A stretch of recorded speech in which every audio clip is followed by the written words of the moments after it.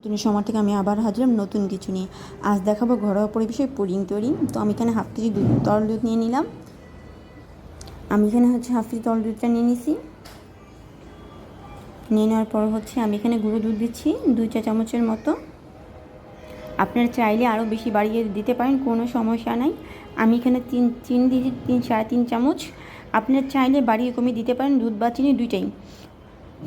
যেহেতু মিষ্টিটা আমি একটু কম পছন্দ করি বা একটু আমার মিষ্টিটা কম হলে আমার মনে হয় যে না বেশি ভালো লাগে। অতিরিক্ত মিষ্টি আবার খাওয়া যায় না, যেগুলোতে খাওয়া যায় না আর কি। তো যাই হোক, আমি এখানে যে বলকার পর্যন্ত ওয়েট করবো। এখানে বলকা এসে পড়ছে, আমি এখানে নামাই ফেলবো। নামার ফেলে আপনি চাইলে কিন্তু ওই জিনিসটা 1 কেজিকে হাফ কেজি করে কিন্তু কাজ করতে পারেন, সেটার বেশি টেস্ট হয়। যাই হোক, আমি পুডিংটা যেহেতু এই পাত্রে করবো, সেক্ষেত্রে আমি এইটা পাত্রে আমি ওই পুডিংটা একদম রেসিপিটা এটার মধ্যে আমি করে ফেলতেছি। যেহেতু আরেকটা পাত্রে করে আবার ঢেলে আবার কাজ করা আমার একটু ঝামেলাই মনে হয়। তো আমি সহজ বুদ্ধিতে এটা যে পাত্রে আমি পুডিংটা সেট করবো সেই পাত্রে ক্যারামেলটা করে ফেলতেছি। আর ক্যারামেলটা এই জিনিসটা মনে রাখবেন, এটা একটা টিপস একটা, সেটা খুব বেশিক্ষণ ধরে জাল দিবেন না। সেটা কি জাল দিলে যখন আপনারা শীত দিতে যাবেন পানির মধ্যে, তখন তিতা তিতা একটা ভাব চলে আসে, ভালো লাগে না আমার কাছে, এটা যেমন কেমন জানি একটা লাগে। তো আমি হালকা এটার মধ্যে একদম হালকা যে কালারটা আসে, জাস্ট চিনিটা গলানোর মধ্যে যে কালারটা আসে, আমি এটার মধ্যে এটা কাজটা করে ফেলি। তারপর একটা কালচে হয়ে গেছে। যাই হোক, যখন আমার পুরোটা গলে গেছে, এখন আমি সুন্দর করে মানে এই যে পুরাটা একদম কামকুট করে ফেলবো, যেটাকে বলে একদম পুরা সেটাকে কাবার করে ফেলবো। যেমন কাবার হয়ে গেছে, যেগুলো হয়নি আমি মিশিয়ে নিচ্ছি, সুন্দর সেট হয়ে যাবে। এখন এটা আমি রেখে দিব।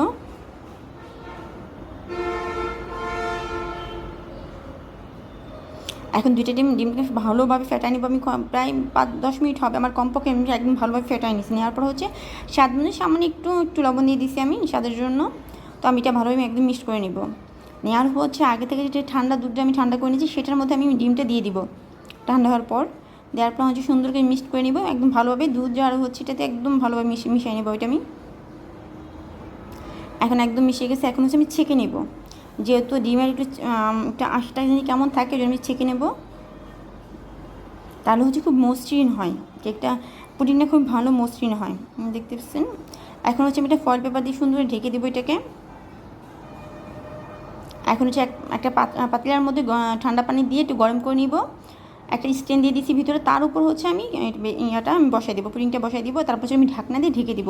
ঠিক 30 মিনিট পর আমি আবার ফিরে আসবো এটাকে দেখার জন্য। আমার 30 মিনিট হয়ে গেছে, পানি কমে আসছে। এখন দেখুন কত সুন্দর। ফার্স্ট কিন্তু মনে হয় সময় বোঝা যায় না যে না এটা হয়েছে কিনা, কনফিউজড।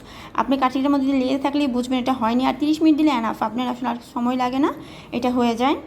তো এটাকে আমি কী করে একদম রেখে দেবো নর্মালি, ঘরের যে তাপমাত্রা আছে সেটাতে রেখে দেবো একদম নর্মাল ঠান্ডা হওয়ার জন্য। ঠান্ডা হলে তারপর আমি ফ্রিজে একদম ফ্রিজে কামকুট করে আমি প্রায় 30 মিনিট আবার ফ্রিজে রাখছি। রাখার পরে এখন কিন্তু দেখেন এটাকে আমি বের করছি। খুব দ্রুত সুন্দর করে কাজটা করতে হবে, নাহলে পানিটা পড়ে যাবে। চিনির যে লেয়ারটা দেখেন কত সুন্দর হয়ে গেছে আমার পুডিংটা। যেহেতু টেস্টটা আপনাকে বলতে পারছি না, কিন্তু তবে অনেক মজা ছিল পুডিংটা। যেহেতু আপনাদের খেতে দিতে পারছি না, তো আপনি আশা করি খুব ভালোভাবে বানিয়ে নেবেন। আর বিশেষ করে বাচ্চার জন্য সবচেয়ে উপকার। অনেক বাচ্চা ডিম খেতে চায় না, দুধ খেতে চায় না। আর এটা করলে কি দুধ ডিম দুইটাই ওর পেটে যাচ্ছে, এটা সরাসরি যাচ্ছে না, তো এটা ঘুরে ফিরে যাচ্ছে। তো এটা খুবই স্বাস্থ্যকর একটা খাবার। তো এটাকে আমি একটু পিস করে নিব। ফার্স্টে একটু দাগ দিয়ে নিচ্ছি, তারপর আমি 6 পিস করে নিচ্ছি। তো আজ এই পর্যন্ত, আল্লাহ হাফিজ।